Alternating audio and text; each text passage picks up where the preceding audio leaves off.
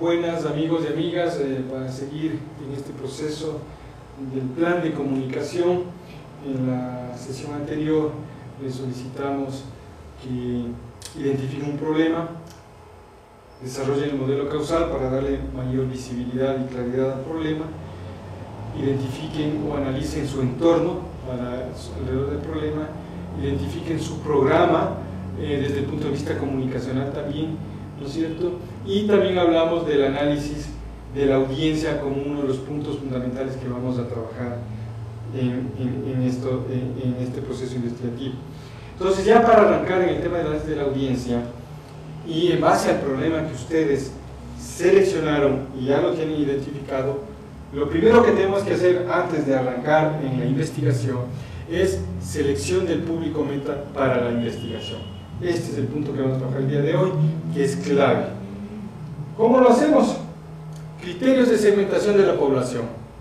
Los segmentos más afectados, obviamente el punto central es cuáles son los segmentos más afectados por el problema identificado por ustedes. Por el tamaño del segmento, es porque es una gran población con el problema, ese es un mecanismo.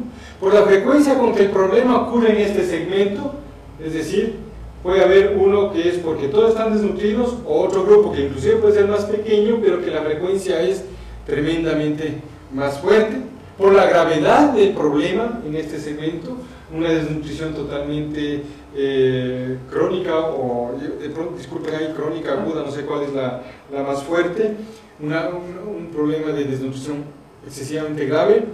Recursos del segmento para hacer frente al problema, qué capacidades instaladas tiene la audiencia para enfrentar esto, la capacidad de la audiencia para enfrentar el problema sin ayuda externa también es otro elemento para analizar, inclusive porque dependiendo de eso también implica el tipo de comunicación y el tipo de intervención que van a hacer. Entonces es importante pensar en el tipo de segmento de los criterios para selección. También las personas que probablemente vayan a responder al cambio de comportamiento, eso también hay que analizar. Es decir, qué segmento, qué grupo, qué audiencia va a tener mayor capacidad de responder a ese cambio de comportamiento, ¿sí? Y la accesibilidad y disponibilidad del segmento al que nos vamos a dirigir.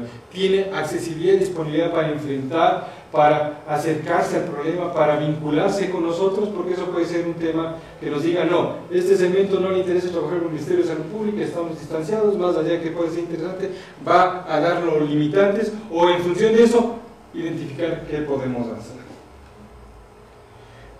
Y en estos segmentos vamos a identificar tres tipos de segmentos, o se pueden identificar tres tipos de segmentos de audiencia. Nosotros vamos a trabajar solo dos, o si queremos podemos trabajar tercero, pero voy a dar énfasis a los dos.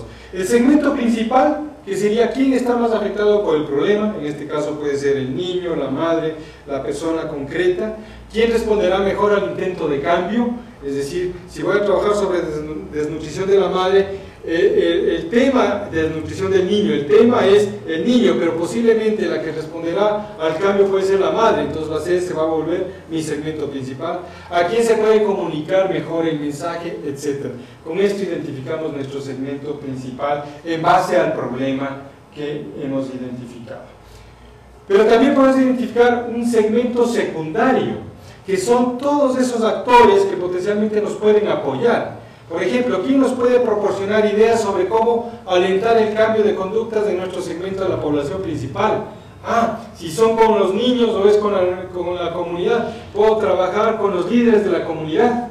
Buena idea. Con la organización de la comunidad. Pueden ser nuestros segmentos secundarios que nos van a ayudar. Voy a trabajar con los maestros, voy a trabajar con la iglesia, con el padre de la iglesia, es decir, todos esos elementos nos ayudan a incidir en el segmento principal. Entonces, segmentos secundarios son todos esos actores que pueden ayudarnos con ideas, que pueden volverse nuestros aliados, que pueden ayudar en resolver el problema. Es decir, un buen aliado puede ser la iglesia, el cura de la iglesia, pueden ser los profesores, pueden ser los líderes comunitarios, puede ser el municipio, etcétera, dependiendo obviamente el problema que ustedes se hayan planteado. ¿Qué aliados tenemos que nos permiten llegar mejor a la población principal? Entonces, como ven, tenemos el segmento principal y el segmento secundario, que sería todos estos potenciales socios, amigos que nos pueden apoyar en llegar al segmento principal. Y tenemos un segmento terciario que tiene que ver con el marco más jurídico, legal, política pública. ¿Qué leyes existen sobre el tema que nos pueden limitar o favorecer para nuestro proceso? Y por lo tanto, ¿qué instituciones pueden tomar decisiones sobre el tema y decidir directamente sobre este problema? Esto tiene que ver más con las decisiones políticas. Entonces, muchas veces, y esto es importante, gran parte de la comunicación también tiene que venir acá. Mientras trabajo con una campaña directamente a las madres para una mejor nutrición de sus hijos, trabajo en el segmento secundario fortaleciendo en el colegio con los líderes comunitarios para que nos ayuden a trabajar con las madres, y también puedo lanzar una comunicación fortaleciendo, coordinando con el municipio de mi localidad para ir fortaleciendo una política pública alrededor de lo que puede ser un tema de nutrición, etc. Entonces, como ven, son tres segmentos que son fundamentales, que ustedes los identifiquen con cuáles vamos a trabajar para nuestro plan de comunicación de acuerdo al problema que ustedes hayan identificado. Y obviamente, de cada segmento de la población que yo identifico, yo espero una conducta. Yo espero que la madre le dé mejores nutrientes y una comida más sana, etcétera, al niño o en su casa. Yo espero que el niño de colegio no consuma drogas, no se acerque al alcohol, etcétera, etcétera. Esa es mi conducta ideal, ¿sí? Entonces, ¿qué conducta queremos que el público que hemos señalado antes, primaria, secundaria y terciaria, que son nuestros segmentos, adopte? ¿Qué conducta queremos que adopte? Seleccionar la conducta ideal para cada público objeto de estudio y justificar por qué. Esto es fundamental. Hacer una lista de los pasos que constituyen cada conducta ideal y crear una descripción de la conducta ideal. Para eso les vamos a facilitar unas pequeñas matrices. Aquí, segmentos de población y conductas ideales. Público principal, público secundario, me he olvidado, público terciario, y así le damos un espacio también, ¿no es cierto? Entonces, mi público principal, madres de familia, las madres de familia, ¿no es cierto? Conducta ideal, o padres también, disculpen que a veces uno habla mucho de madres, los padres también deben jugar un rol clave en la nutrición y en la dinámica familiar. Conducta ideal, que la madre conozca y dé mejor alimentación, cocine con mejores criterios y mejores alimentos más sanos, etcétera, etcétera. Ustedes saben más del tema y ustedes pueden identificar mejor esa conducta ideal. Entonces, esto es clave, identificar mi público principal, mi público secundario, mi público terciario y qué conducta espero de cada uno de ellos. Y cada conducta anotarla. Si quieren ser más, avanzar un poquito más en la conducta ideal, les propongo este otro también, que embarque eso, es el público, madres, la conducta ideal que quiero y describir. Es bueno describir lo que quiero que la madre haga. Y si pueden identificar pasos en esa descripción de la conducta, va a ser mejor para ustedes. En el cuadro de arriba pueden poner la conducta en términos generales y después desarrollarla acá, si ustedes consideran que hay que desarrollarla, para que la describan. ¿Qué es esa conducta? ¿Qué es dar una mejor alimentación? A ver, ¿qué pasos hay que dar para eso? ¿Qué es lo que, cómo describimos esa conducta? Cuando le describes van a tener mayor claridad e inclusive eso nos va a permitir posteriormente identificar mejor los mensajes, identificar mejor qué es lo que tengo que decir para fortalecer esas conductas. Porque a veces cuando dejamos la conducta ideal como algo genérico, ¿no? Una mejor alimentación para todos, no me desgregas de paso, y por eso para la audiencia también se vuelve un eslogan muy genérico. Es decir, la comunicación debe llegar a puntos, a descripciones más concretas. Por ejemplo, una buena nutrición es comer una quinoa de esta forma, las recetas, etcétera, etcétera. Dar más desmenuzado esa descripción de qué es una buena desnutrición. No solo describir los conceptos, sino qué implica, qué pasos puede dar esa persona para que pueda asumir esa conducta. Y por último, lo que yo espero para el trabajo de estas matrices es también sobre esos públicos que ya notamos de cada público, ¿por qué el público debe adoptar esta conducta? Explíquese. Y hágase dos preguntas más. ¿Cuáles son los posibles obstáculos para adoptar esta conducta desde el punto de vista de usted? Hay obstáculos que la gente, el tema de ingresos, lo que estoy proponiendo de pronto implica más gastos, implica más tiempo para las personas, lo que estoy proponiendo no es de interés para la gente, los sabores no son cercanos a las personas, etc. Y la otra pregunta, ¿cuáles son los elementos positivos de la audiencia para que adopten esta conducta? Entonces esto nos va a ayudar a ver qué quiero de la conducta, por qué, dónde creo que hay los obstáculos y dónde hay los elementos positivos de la audiencia que me pueden ayudar. Entonces esto me va a ayudar ya para mi plan de comunicación, trabajar mucho en cómo reduzco obstáculos y cómo potencio actitudes positivas. Si por ejemplo, sé que las madres saben muchas recetas ricas de nutrición, ahí está, ahí voy a trabajar, más que en los obstáculos. De hecho voy a tratar de reducir obstáculos, pero si me quedo solo en el tema de las limitaciones, la comunicación va a ser más difícil. Entonces este cuadrito nos va a ayudar a orientar mejor qué es lo que vamos a hacer en cada una de nuestras audiencias. Algunas reflexiones finales para ir cerrando este día, o esta pequeña charlita aquí. ¿Cómo influir en el público para que adopte una conducta nueva?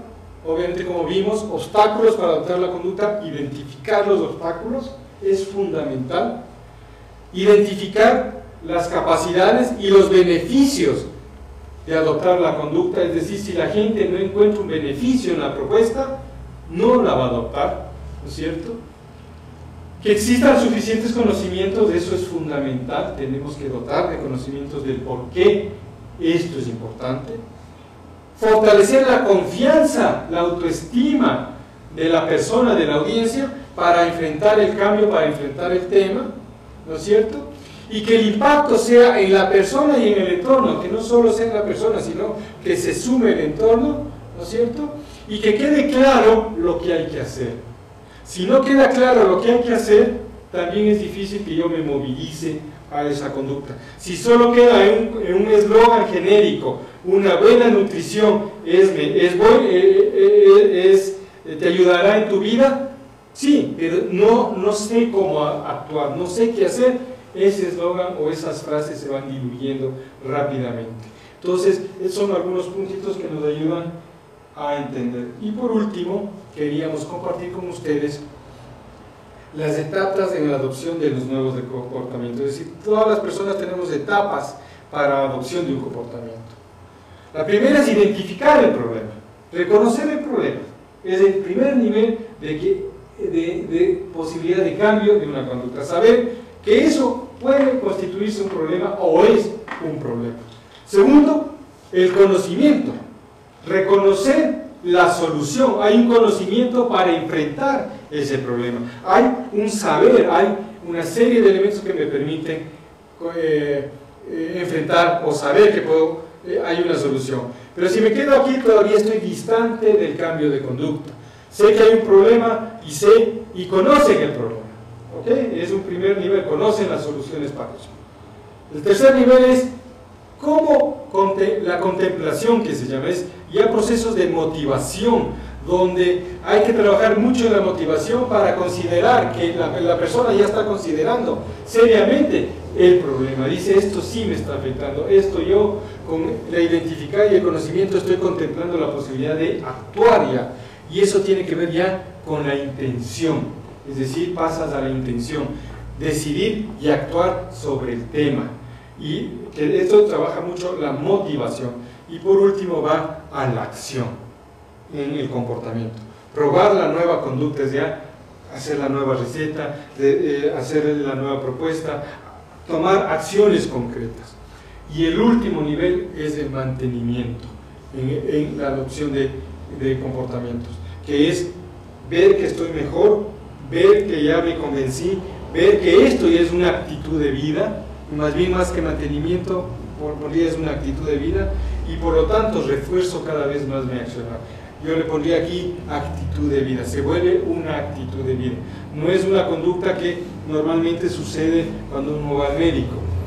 Me identifican que tengo dolor en la barriga por cualquier situación, reconozco la solución con el médico, me dice, vea, usted tiene que hacer, me dice, tómese las pastillas, yo actúo, me tomo 2 o 3 pastillas y no acabé, cuando me siento mejor me olvidé del asunto, es decir, no hubo un cambio de comportamiento duradero, sí en función de lo inmediato que era curar ese asunto, pero normalmente lo difícil es cómo mantengo, cómo se vuelve esto un estilo de vida, y eso es lo que hay que trabajar mucho en el mantenimiento.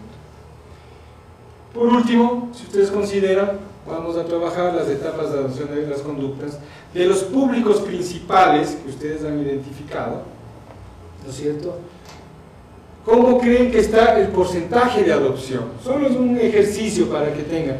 La gente sabe que hay el problema, 80, 90, ya conoce por qué es el problema, está pensando en resolver el problema, ya está motivado y tratando de actuar, está actuando, mantiene el problema, y ahí ustedes pueden poner una serie de porcentajes que le ayuden a orientar dónde cree que la comunicación debe fortalecer.